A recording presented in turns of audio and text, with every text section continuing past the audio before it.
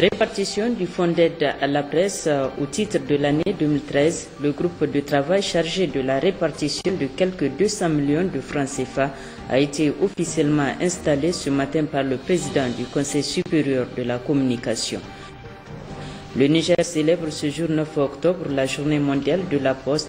L'édition 2014 a pour thème la famille postale au service de la population. Éliminatoire Coupe d'Afrique des Nations, le ministre de la Jeunesse et des Sports est allé encourager le 11 national qui affrontera la Zambie ce samedi au stade général Séni-Kounti. Messieurs, mesdames, bonsoir. Tout d'abord, la météo. Il est prévu en cours de nuit des activités, des tendances orageuses sur le sud de Manga. Présentation Ousmane Bawa. Chers téléspectateurs, bonsoir et heureux de vous retrouver pour cette page météo du jour. Le temps reste toujours dominé par cette migration vers le sud du front intertropical sous l'influence de l'harmattan, ayant pour conséquence l'assèchement de l'atmosphère, d'où la rareté, voire même l'absence des activités orageuses sur le pays. De l'après-midi, il est observé à travers l'image satellitaire de 18h heure locale un ciel pratiquement dégagé sur le pays. On note aussi la présence de quelques cellules orageuses sur le sud Manga et la présence d'une zone orageuse sur le centre Tchad. Ce qui nous permet de prévoir en cours de nuit des tendances orageuses sur le sud Manga et des passages nuageux sur l'extrême sud d'Amagaram. Pour la matinée de demain, c'est une légère couverture nuageuse qui est attendue sur les régions est du pays et sur le Dandi.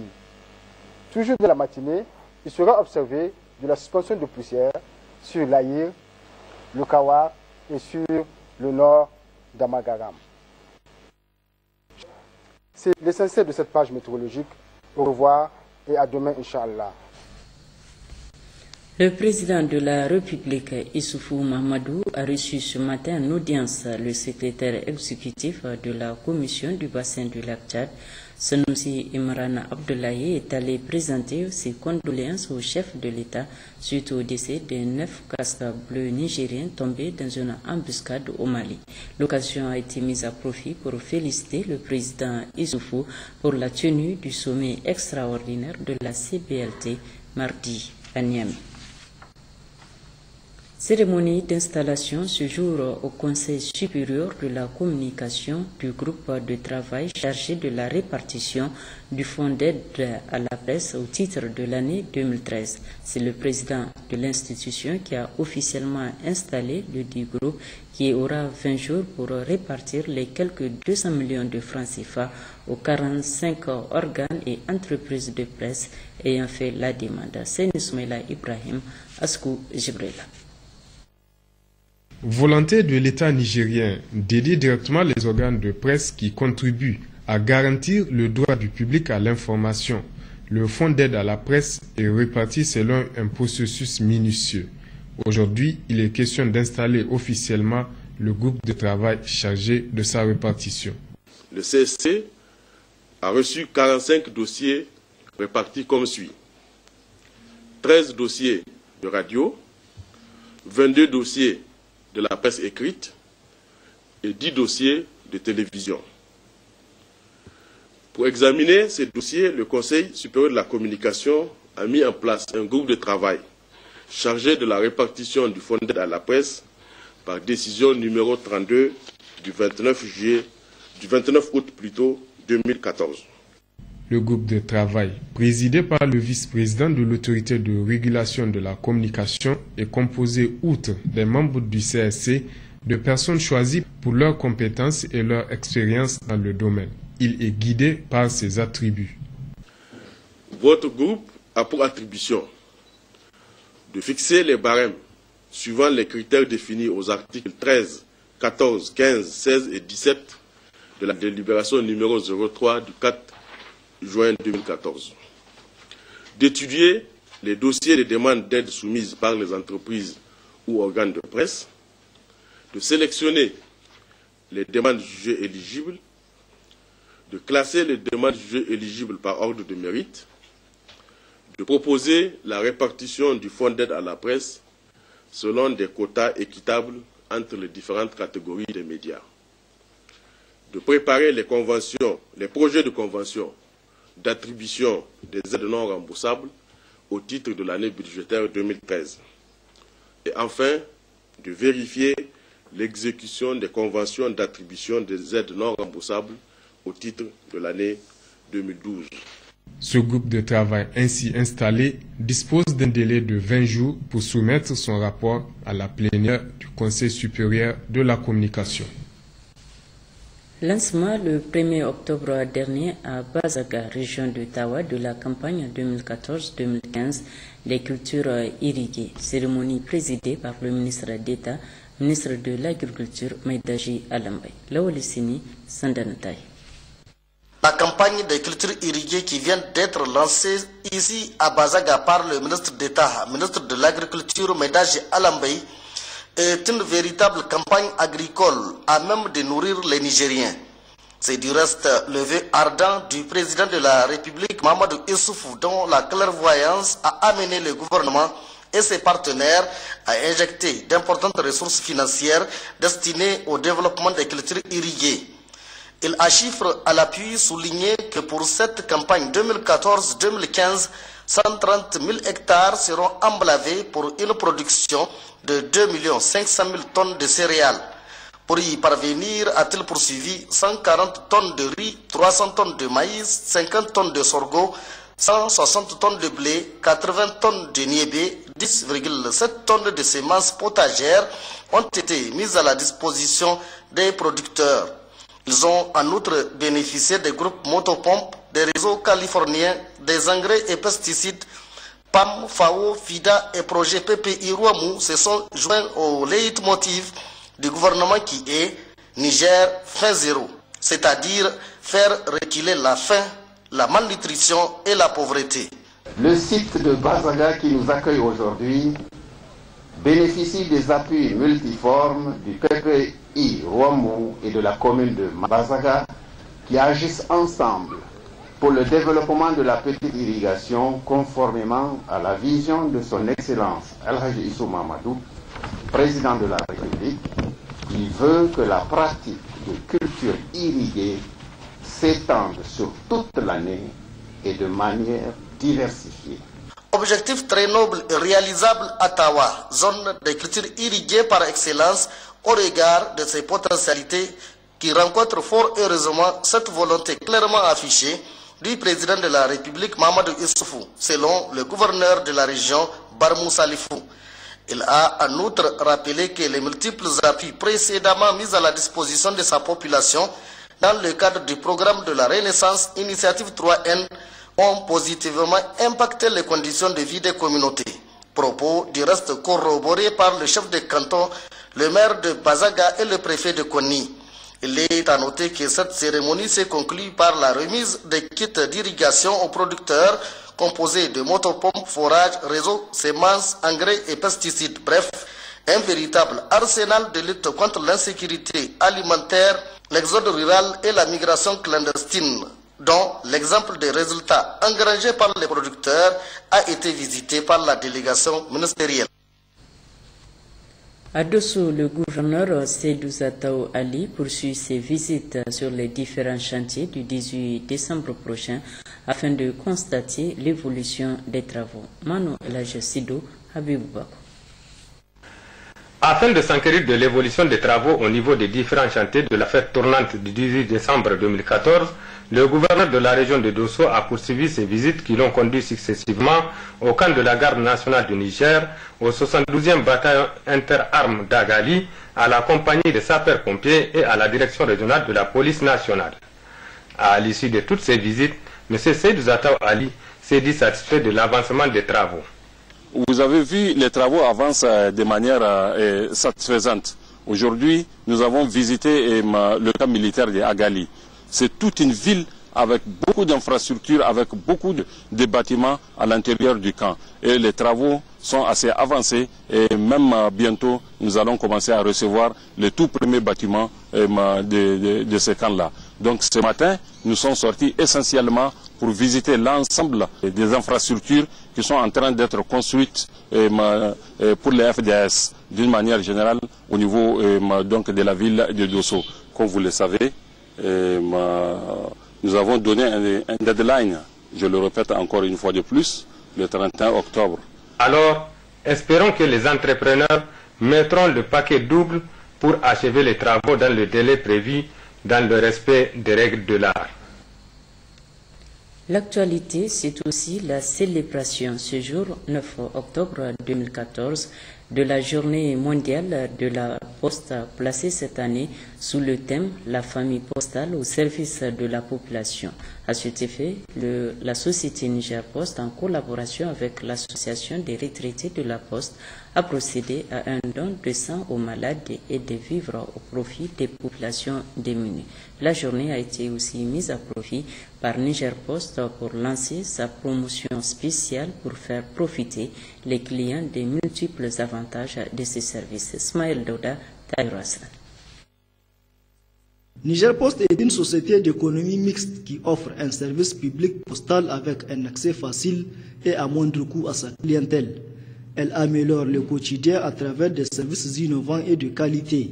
Membre d'organisations sous-régionales, régionales et de l'Union postale universelle, Niger Post se joint aux autres pays membres de l'Union pour célébrer la journée mondiale de la Poste qui se tient le 9 octobre de chaque année. Pour marquer cet événement, c'est une journée de solidarité et d'entraide que Niger Post, en collaboration avec l'association des retraités de la Poste, a bien voulu initier ce jour. C'est ainsi que tous les personnels de Niger Post s'est dirigé dans un mouvement d'ensemble vers le Centre national de transfusion sanguine et l'hôpital national de Niamey pour des actions humanitaires. Au Centre national de transfusion sanguine, c'est un don de sang qu'ont fait les agents pour venir en aide aux malades. C'est donc d'une responsabilité sociale que Niger Post s'est acquitté. Nous avons voulu marquer cette journée anniversaire à travers une activité hautement humanitaire et en référence à l'une des valeurs qui nous est chère au niveau de Niger Post, à savoir notre rôle social. Pour reprendre l'expression de quelqu'un, cela voudrait dire que les structures nationales restent au service de la nation. Donner son sang, c'est sauver des vies humaines. Et c'est affectueusement que les responsables du centre ont accueilli le personnel de Niger Post de leur élan de bienfaisance. Comme vous le voyez aujourd'hui, ils sont venus vraiment en masse. Aussi bien le personnel en activité que ceux qui sont déjà à la retraite. Donc c'est une très bonne chose. Et je voudrais leur dire en tout cas merci au nom du CNTS. Merci également au nom de tous les malades, puisque leur don ira directement aux bénéficiaires. Et vous savez, ils sont vraiment nombreux, surtout en cette saison où il y a le palu qui sévit d'une manière un peu dramatique. À l'hôpital national de Niamey, c'est un don de vivres que Niger Post et l'association des retraités de la Poste ont offert gracieusement pour venir en aide aux personnes malades. Ce don est composé d'une tonne de riz, de 5 cartons de lait, de 25 cartons de savon, 10 bidons d'huile et de 15 cartons de pâtes alimentaires. Don remis par le directeur général du Niger Post à celui de l'hôpital national de Niamey. Un geste certes symbolique pour l'un, mais nécessaire pour l'autre, car il vient en aide aux personnes malades admises dans cet important centre hospitalier. C'est don de vivres offert par Niger Post sous le haut patronage du ministère en charge des postes et des télécommunications et en collaboration avec l'association des retraités de la Poste pour les patients de l'hôpital national de Niamey. Ce geste a été initié en référence à une valeur qui nous est chère, à savoir le partage et la solidarité vis-à-vis des plus démunis. Nous leur souhaitons tous un prompt rétablissement. Ce geste que vous venez de faire à l'endroit de notre institution nous va droit au cœur. Ce n'est pas la première fois que vous avez un regard aussi bienveillant plutôt, à l'endroit de la population du Niger, singulièrement au niveau de la population de notre institution, qui sont les malades, qui sont nos malades. Nous sommes tous appelés à un jour ou l'autre à y venir et à avoir aussi un regard aussi confraternel, aussi citoyen vis-à-vis des malades. Je pense que ça nous va droit au cœur. Pour le ministère des Postes, des Télécommunications et de l'économie numérique, ministère de tutelle, toutes ces actions de Niger Post marquent sa solidarité avec les démunis.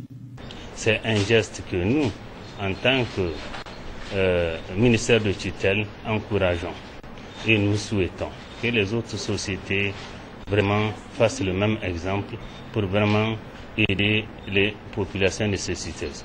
C'est une responsabilité sociale de l'entreprise que la Poste est en train de montrer aux populations du Niger, qu'elle n'est pas là que pour le profit, elle est là aussi pour la survie des autres. Parce que donner du sang, c'est donner de la vie. Et c'est un geste important que nous devrons tous vraiment encourager et féliciter. En somme, Niger Post vient d'accomplir une de ses missions sociales à travers ses dons de sang et de vivres au profit des plus démunis. Niger Post a aussi pensé à sa clientèle en organisant une promo spéciale qui va du 1er octobre au 31 décembre 2014. Celle-ci permettra aux clients de bénéficier d'une réduction de 2% sur les frais d'envoi sur chaque somme allant de 1 franc à 1 million de francs CFA. À cet effet, une caravane sillonnera toutes les artères de Niamey pour le lancement de cette promo et inciter la population à utiliser les services de Niger Post, car Niger Post est partout au Niger et ses prestations contribuent énormément à rendre les services financiers, sociaux et économiques accessibles aux populations tant urbaines que rurales. La ministre de l'Enseignement primaire, de l'Alphabétisation, de la promotion des langues nationales et de l'éducation civique, Mme Ali Marema El Hadji Ibrahim, était à Bilma dans le cadre du lancement de la rentrée scolaire, mais aussi pour s'inquérir des dispositions prises relativement à l'engagement du chef de l'État d'assurer l'école gratuite et obligatoire au Niger. La ministre a constaté avec satisfaction qu'à l'instar des autres localités, Bilma a bien reçu le matériel et fournitures nécessaires pour une bonne année scolaire. Reportage Moudachirou Oumar Jamila, Hadiza Hamidi. Aux enfants nigériens, le président de la République, Issoufou Mahamadou, a, lors de son investiture, promis de leur assurer une école gratuite et obligatoire jusqu'à l'âge de 16 ans. Ce défi est en train d'être surtout relevé en cette rentrée scolaire 2014 à 2015 avec la mise à disposition des fournitures et manuels scolaires en quantité et en qualité, la construction des infrastructures et l'effectivité de la rentrée, entre autres. Il a vraiment tenu à son engagement, d'autant plus que cette année, les élèves ont eu beaucoup plus de fournitures que les années précédentes. Nous sommes dans une classe et les élèves sont en plein travail, donc et les maîtres et les élèves ont tous répondu à la rentrée. Vraiment, il n'y a pas de problème. Parce que chaque fois, les parents, on leur dresse une liste, toute une liste, hein, alors que cette année, vraiment, on a de quoi même, si je peux dire, finir l'année scolaire. Hein. Effectivement, c'est vrai, on a reçu suffisamment de matériel cette année. Il y a des matériels qu'on n'a jamais eu, par exemple les ensembles géométriques, les décamètres, on a eu suffisamment, tous les élèves, on a distribué pour tous les élèves. Et on a allégé donc la tâche aux parents, maintenant le reste, pour les élèves, ils n'ont qu'à étudier. Vraiment, ils ont reçu le matériel nécessaire pour le travail. Cette année, on a eu moins de bénéfices par rapport aux années précédentes. Cette situation est due au fait que le gouvernement a distribué des fournitures scolaires en quantité et en qualité aux élèves. Le gouvernement a fait beaucoup d'efforts cette année par rapport à la distribution des fournitures scolaires. Cela a beaucoup soulagé les parents. La ministre de l'Enseignement primaire, de l'Alphabétisation, de la promotion des langues nationales et de l'éducation civique, en ce qui la concerne, veille à ce que cet engagement du chef de l'État soit respecté partout au Niger, même dans les zones les plus reculées. En témoigne le lancement de la rentrée 2014 à 2015 à Bilma, une ville très éloignée de la capitale. Il s'agissait également pour la ministre de vérifier la disponibilité du matériel et autres moyens nécessaires pour une année scolaire réussie. Nous avons lancé la rentrée à partir de Bilma et ce choix n'est pas fait au hasard. Nous avons tenu à le faire tout simplement pour dire aux élèves et aux parents d'élèves de Bilma qui sont au centre des préoccupations du gouvernement. c'est pour dire aussi que tous les enfants, quelle que soit leur localité, quelle que soit leur origine sociale, ils ont droit à une éducation gratuite, obligatoire et de qualité. Et le gouvernement a pris toutes les dispositions pour qu'il s'en soit ainsi. Et c'est là donc que nous sommes venus leur dire et vérifier dans les faits si réellement ils ont droit à une éducation et une éducation de qualité. La concrétisation de tous ces engagements pris par les autorités ne sera efficace qu'avec l'implication de tous, toute chose qui contribuera au rayonnement du système éducatif nigérien. Oui, de l'éducation, passons au sport. Niger-Zambie, c'est pour ce samedi au stade général Séné-Kounti. À la veille donc de ce match décisif pour le MENA, le ministre de la Jeunesse et des Sports s'est rendu ce matin sur les lieux de stage des jeunes en compagnie de son staff et des membres du bureau exécutif de la FENIFOOT. Le ministre Abdulkarim Damalam est allé encourager nos joueurs. Mahamadou Gengare, Hassan Moussa. Comme il est de coutume, à la veille des matchs de notre équipe nationale de football, le premier responsable du sport nigérien se déplace vers les joueurs pour leur apporter tout le soutien des plus hauts responsables du pays, en l'occurrence le président de la République Issoufou Mahamadou et celui du peuple nigérien dans son ensemble. Abdulkarim Damalam est allé à l'hôtel Léroné pour voir de visu dans quelles conditions sont internés ces joueurs du MENA. En tout cas, il s'agit d'un cadre reculé de la ville qui va sans doute permettre une meilleure concentration. Ils ont été complètement excentrés parce que ça leur permet d'être beaucoup plus concentrés que dans la ville. Ensuite, c'est un cadre quand même assez agréable, calme, convivial. Après la visite des locaux, notamment les chambres, le ministre en compagnie de son staff et des responsables de la FENIFOOT se sont dit très satisfaits des conditions réunies autour du MENA. Le moral est bon et ils m'ont promis la victoire. Et je crois en eux. Et Inch'Allah, je pense que nous allons gagner ce match. Après un bref entretien entre les joueurs et le ministre Abdulkarim Damalam, Mazou, capitaine du MENA, nous a confirmé que le groupe est plus que jamais motivé pour battre les Chipolopolo de la Zambie ce samedi 11 octobre à Niamey. Il ne reste plus qu'à souhaiter bonne chance au MENA. La société nigérienne de brasserie Braniger a procédé cet après-midi à l'inauguration de sa nouvelle station de traitement des eaux usées. C'était sous la présidence de la ministre déléguée au développement industriel, Taïro Hassan, Mariam Dabo.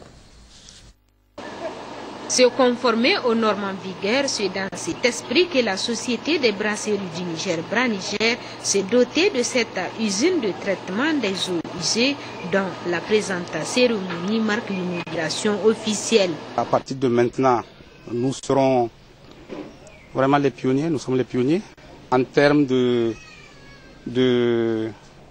réduction d'impact sur l'environnement.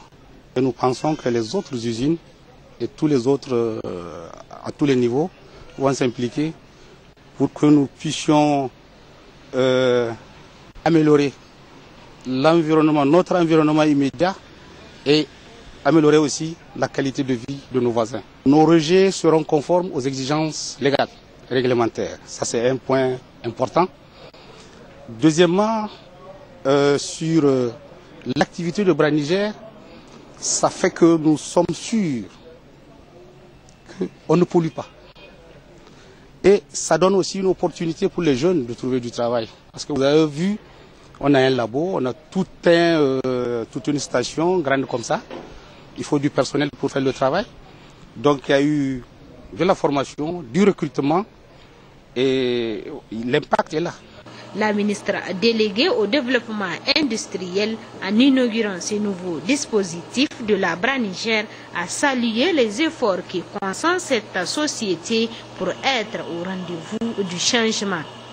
Le gouvernement apprécie hautement ces efforts en ce qu'il a en tout temps permis à votre société d'apporter une contribution significative dans l'économie nigérienne à travers notamment les nombreux emplois, les taxes et impôts que vous payez. Monsieur le directeur général, un autre motif de satisfaction, c'est naturellement cet autre investissement important que vous venez de réaliser. En effet, cette nouvelle station de traitement des eaux est, à notre connaissance, un dispositif innovant et moderne qui nous a été donné de visiter dans un environnement industriel. Je pense que c'est le premier du genre à Niamey et je dirais même au Niger. En effet, le traitement des eaux usées est très important, surtout dans les sites industriels. Cela permet de produire sans porter atteinte à l'environnement. Il est à préciser que cette nouvelle station de traitement des eaux usées, au-delà de la préservation de l'environnement, permettra de lutter contre la pollution, toute chose qui a le mérite de conforter l'image de la Bras Niger auprès de sa clientèle. Le secrétaire général du ministère du Plan a réceptionné hier un lot de matériel offert par le Programme alimentaire mondial PAM. La cérémonie de remise du don a eu lieu dans l'enceinte du dit ministère. Jocelyne Amoussou, Issoufou Suleiman. C'est un don composé de véhicules, d'ordinateurs et d'imprimantes au profit des services techniques déconcentrés de 4 ministères, notamment les ministères du Plan, de l'Agriculture, de l'Environnement et de l'Élevage. Des services en charge du suivi et de la supervision des programmes du PAM. C'est un réel plaisir pour le PAM, Programme alimentaire mondial, de faire une fois encore un geste en faveur de la sécurité alimentaire au Niger, en offrant un lot de matériel aux différents services de gouvernement. D'une valeur totale de 32 millions de francs CFA, ce lot est compris 2 véhicules, 7 ordinateurs, 7 imprimantes. Un don dont le secrétaire général du ministère du Plan a clairement défini la répartition au sein des différentes structures concernées. Ministère de l'Agriculture, Direction départementale de l'agriculture de Oualam, un laptop, une imprimante. Direction départementale du génie rural de Oualam, un laptop, une imprimante. Ministère de l'Environnement, de la Salubrité urbaine et du Développement durable. Direction départementale de l'Environnement, de la Salubrité urbaine et du Développement durable de Oualam, un véhicule pick-up, un laptop, une imprimante. Ministère de l'Élevage, Direction départementale de l'Élevage de Oualam, un laptop, une imprimante. Ministère du Plan, de l'Aménagement du territoire et du Développement communautaire, Direction départementale du Plan, de l'Aménagement du territoire et du Développement communautaire de Oualam, un laptop, une imprimante. Cellule PAM, 2 laptops, 2 imprimantes, un véhicule Prado. Pour rappel, ce don répond aux actions de résilience du Programme alimentaire mondial par le biais du projet IPSR, intervention prolongée de secours et redressement, qui couvre plusieurs secteurs dont le développement rural, avec un programme en cours à Oualam.